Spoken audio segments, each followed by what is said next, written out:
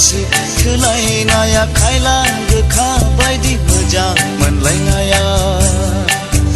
एखनबा बोराबलायनाय एखनबा अनफिनलायनाय गाबनाय मिनिनाय सुखु दुखु गोदै गोबाब गोखा गोफा गासिबो दंखाजोबो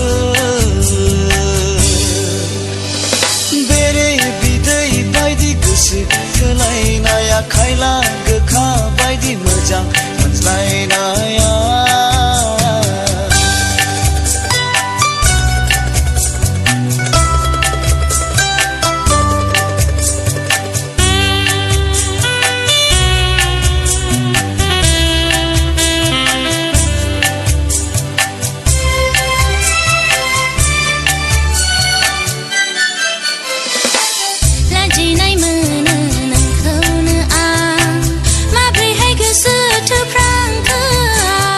खाफालनि लिरनाया नंखाय नङा नोंहाला जि नांगौ गैया बबे खनायाव थाखोमानो आं माब्रैहाय नोंजों रायज्लायनो आं गोरोन्थिया अराय थाबाय थाया आंखौ लानानै साननो नाङा आंनि बरादा बिब्दिनो हरजाखाना आंनि खाफाला बिब्दिनो दाजाखाना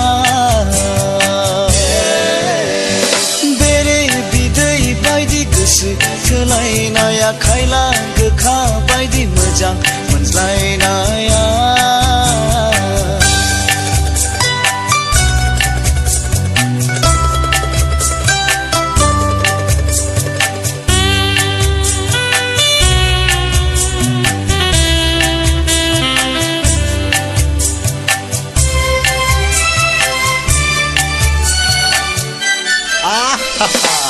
गोसोखांब्ला आंनि अख्रा गोसो